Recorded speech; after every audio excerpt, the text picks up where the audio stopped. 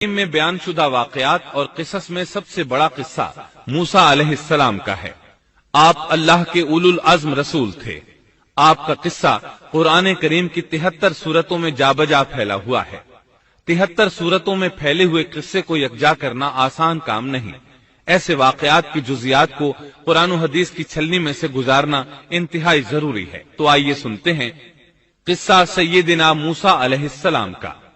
اللہ تعالی سورۃ القصص آیت 1 تا 3 میں فرماتے ہیں، شروع اللہ کے نام سے جو بڑا مہربان نہایت رحم والا ہے۔ تا سین میم، یہ روشن کتاب کی آیات ہیں۔ ہم آپ کے سامنے موسیٰ اور فرعون کا صحیح واقعہ بیان فرماتے ہیں ان لوگوں کے لیے جو ایمان رکھتے ہیں۔ ان آیات میں اہل ایمان کے لیے نصیحت اور یاد دہانی ہے، جبکہ انہی آیات میں فاسق، نافرمان اور کجراؤ لوگوں کے لیے ڈراوا اور وعید ہے۔ فرعون یعنی ولید بن مصعب بہت جابر اور ظالم شخص تھا۔ ظلم و جبر کی ان آخری حدوں کو پہنچ گیا تھا جن تک شاید انسانوں میں سے کوئی بھی نہ پہنچا ہوگا، یہاں تک کہ اس نے رب ہونے کا دعویٰ کر دیا۔ وہ اللہ تعالیٰ کا انکار کرتے ہوئے کہا کرتا تھا۔ فرعون کہنے لگا، اے درباریوں، میں تو اپنے سوا کسی کو تمہارا معبود نہیں جانتا۔ کہنے لگا، تم سب کا رب میں ہی ہوں۔ اس نے الوہیت اور ربوبیت دونوں میں اللہ تعالی سے جھگڑا کیا۔ یقیناً فرعون نے زمین میں سرکشی کر رکھی تھی اور وہاں کے لوگوں کو گروہ گروہ بنا رکھا تھا اور ان کے ایک فرقے کو کمزور کر رکھا تھا، اور ان کے لڑکوں کو تو ذبح کر ڈالتا تھا اور ان کی لڑکیوں کو زندہ چھوڑ دیتا تھا۔ بلا شک و شبہ وہ تھا ہی فساد کرنے والوں میں سے۔ اس نے لوگوں کے گروہ اور جماعتیں بنا رکھی تھیں۔ فرعون کے زمانے میں بنی اسرائیل سب سے حقیر اور کم درجہ قوم تھی۔ فرعون نے انہیں حد درجے ذلیل اور بے عزت بنا رکھا تھا۔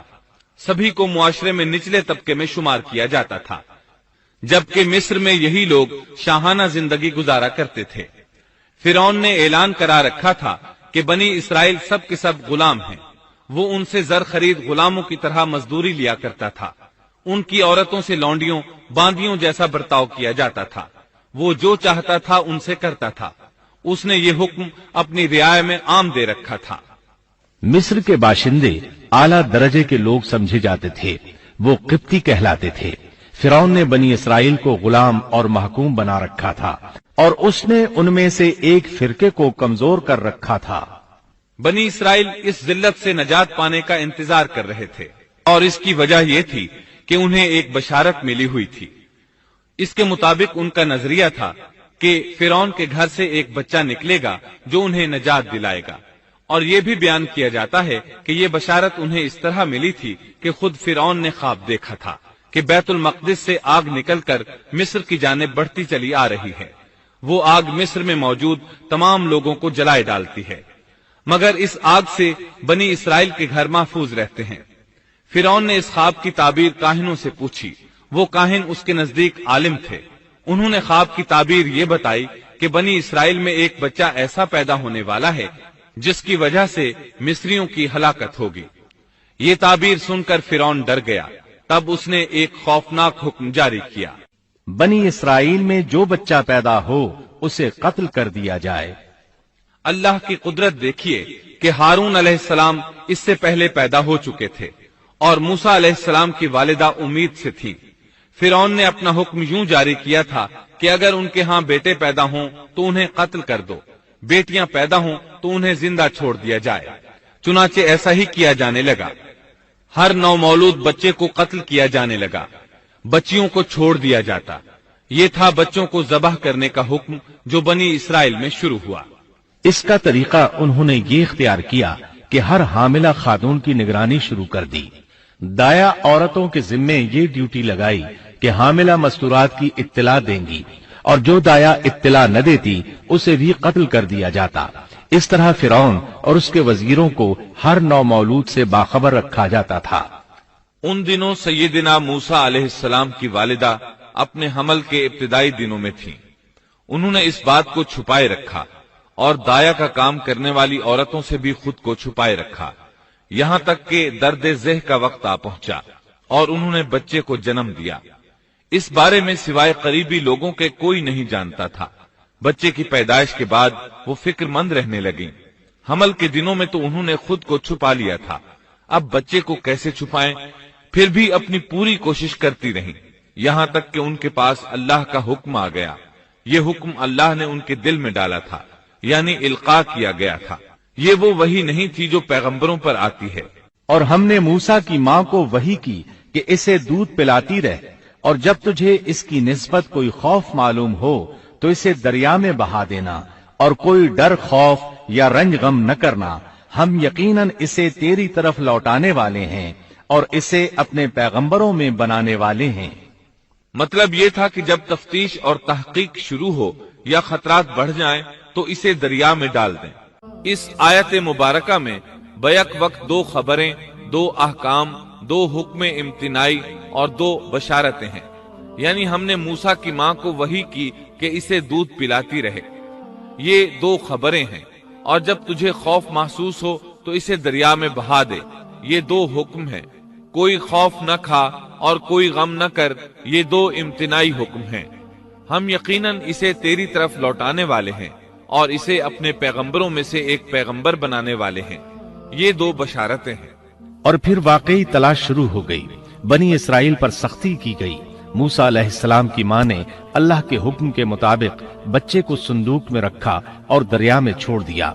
साथ ही मूसा अलैहिस्सलाम की बहन से कहा, तू भी इसके पीछे पीछे चलती जा।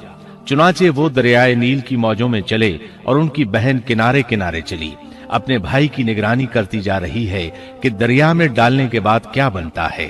अल्लाह ताला सूरतुल कसस आयत 11 में फरमाते हैं, मूसा की वालिदा ने उनकी बहन से कहा, तू इसके पीछे पीछे जा। तो वो उसे दूर से देखती रही और फिरौनियों को इसका इल्म भी न हुआ। संदूक बहता हुआ फिरौन के महल्लात के करीब आन ठहरा। महल्लात दरियाए नील के किनारे थे। अल्लाह ताला सूरतुल कसस में फरमाते हैं, आखिर फिरौन के आदमियों ने संदूक उठा लिया। आखिरकार यही बच्चा उनका दुश्मन हुआ और उनके रंज का बायस बना। अब वो इसकी भलाई चाह रहे हैं, लेकिन वही फिरौनियों के लिए वबाल जान बनने वाला था। अल्लाह सूरतुल कसस आयत 8 में फरमाते हैं, कुछ शक नहीं कि फिरौन और हामान और उनके लश्कर थे ही खताकार। फिरौन की बीवी ने फौरन पहचान लिया कि ये बच्चा बनी इसराइल में से है। चुनाचे उसने कहा, और फिरौन की बीवी ने कहा, ये तो मेरी और तेरी आंखों की ठंडक है, इसे कत्ल न करो। बहुत मुमकिन है ये हमें कोई फायदा पहुंचाए या हम इसे अपना बेटा ही बना लें। और ये लोग शऊर ही नहीं रखते थे। मतलब ये कि इस पूरे मामले में अल्लाह ताला की तदबीर से उन्हें आगाही नहीं थी। इस पर फिरौन ने कहा, ये सिर्फ तेरी आंखों की ठंडक है, मेरी नहीं। मैं नहीं चाहता बनी इसराइल का कोई बच्चा मेरी निगरानी में पले, लिहाजा ये सिर्फ तेरी ही आंखों की ठंडक है। इब्ने अब्बास रजी अल्लाह अन्हुमा फरमाते हैं, अगर फिरौन ये बात कह देता कि ये मेरी भी आंखों की ठंडक है तो अल्लाह ताला उसे हिदायत दे देता, लेकिन उसने यूं कहा, ये सिर्फ तेरी आंखों की ठंडक है, मेरी नहीं। और फिर हुआ भी यही। मूसा अलैहिस्सलाम आसिया की आंखों की ठंडक बन गए, फिरौन की आंखों की ठंडक न बने। अल्लाह ताला सूरतुल कसस आयत 10 में फरमाते हैं, और मूसा की वालिदा का दिल बेकरार हो गया। यानी उसका दिल मूसा अलैहिस्सलाम की याद के अलावा दुनिया की हर चीज से खाली हो गया। माँ की मोहब्बत और माँ के दिल का हाल जरा देखिए। मुसीबत में उस पर क्या गुजरती है। वो मेहरबानी जो माँ के दिल में होती है, वो मोहब्बत जो सिर्फ उसी दिल का खासा है। हम मर्दों की जमात इस कैफियत को नहीं जानती जो मुसीबत के वक्त माँ के दिल पर गुजरती है। चुनाचे अल्लाह ताला फरमा रहे हैं, और मूसा की वालिदा का दिल बेकरार हो गया। यानी मूसा अलैहिस्सलाम की मोहब्बत के सिवा उस दिल में और कुछ न रहा। हर वो चीज जो उसे दुनिया में प्यारी थी, मूसा की मोहब्बत पर गालिब ना आ सकी। बस दिल में मूसा ही मूसा थे। अल्लाह ताला सूरतुल कसस आयत 10 में फरमाते हैं, करीब थी कि इस वाक़े को बिल्कुल जाहिर कर देती अगर हम उनके दिल को ढारस न दे देते। ये इसलिए कि वो यकीन करने वालों में रहे। अब देखिए अल्लाह ताला के काम। उनके नूरे चश्म को किस तरह उनकी तरफ वापस लौटाया। बच्चा जब महल में पहुंचा तो उसने दूध के लिए रोना शुरू कर दिया। اس کے پاس دودھ پلانے والیاں لائی گئیں، لیکن بچے نے کسی عورت کا دودھ نہ پیا۔ آخر وہ بچے کو اٹھا کر باہر لائے۔ اللہ آیت 12 میں فرماتے ہیں، اور ان کے پہنچنے سے پہلے ہم نے موسیٰ پر دائیوں کا دودھ حرام کر دیا تھا۔ جو عورت بھی آپ کو دودھ پلانے کی کوشش کرتی ناکام ہو جاتی۔ اب ظاہر ہے یہ رکاوٹ تو اللہ تعالیٰ کی طرف سے تھی، کوئی دودھ پلانے میں کامیاب ہو بھی کیسے سکتی تھی۔ ادھر موسیٰ علیہ السلام کی بہن دور کھڑی یہ سب دیکھ رہی تھی۔ سورۃ القصص آیت 12 میں ہے، یہ کہنے لگیں، کیا میں تمہیں ایسا گھرانہ نہ بتاؤں جو اس بچے کی تمہارے لیے پرورش کرے اور ہوں بھی وہ اس بچے کے خیر خواہ۔ انہوں نے پوچھا، اے بچی تو کیسے جانتی ہے کہ وہ اس بچے کی خیر خواہی کریں گی؟ بچی نے جواب دیا، اس لیے کہ وہ ایک غریب گھرانہ ہے۔ جب انہیں معلوم ہوگا کہ یہ بچہ فرعون کے گھر سے آیا ہے تو انہیں انعام و اکرام ملنے کی امید رہے گی۔ اس گھر میں ایک نیک سیرت خاتون ہے، وہ اس بچے کو بخوشی دودھ پلانا قبول کرے گی۔ انہوں نے کہا، چلو ٹھیک ہے۔ چنانچہ آپ کی بہن انہیں گھر لے آئی۔ والدہ محترمہ نے بچے کو دودھ پلایا تو آپ نے فوراً دودھ پینا شروع کر دیا۔ سیدہ آسیہ نے ان کی طرف پیغام بھیجا کہ وہ محل میں آ جائے اور جب تک بچہ دودھ پیتا رہے وہ اس کے پاس محل ہی میں رہے، لیکن موسیٰ علیہ السلام کی ماں نے انکار کر دیا۔ انہوں نے کہا، میرے اہل و عیال ہیں، میرے خاوند بھی ہیں، لہٰذا ان کے ہوتے ہوئے میں گھر نہیں چھوڑ سکتی۔ اب چونکہ بچے نے کسی اور کا دودھ پینا قبول نہیں کیا تھا، اس لیے وہ خود بچے کو لے کر آتے تھے۔ اس طرح موسیٰ علیہ السلام کی والدہ کا بے حد احترام ہونے لگا۔ فرعون کے ہر کارے تحفے تحائف ان کے گھر لانے لگے۔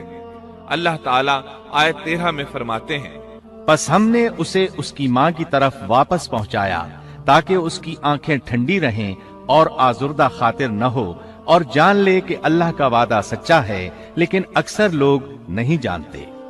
اس طرح موسیٰ علیہ السلام شاہی محل میں پلنے بڑھنے لگے، یہاں تک کہ 18 سال کے خوبرو نوجوان ہو گئے۔ اللہ تعالیٰ آیت 14 میں فرماتے ہیں، اور جب موسیٰ اپنی جوانی کو پہنچ گئے اور پورے توانا ہو گئے تو ہم نے انہیں علم و حکمت عطا فرمایا۔ نیکی کرنے والوں کو ہم اسی طرح بدلہ دیا کرتے ہیں۔ سبيل مريح تنهد يا صاحي كي تستريح وبث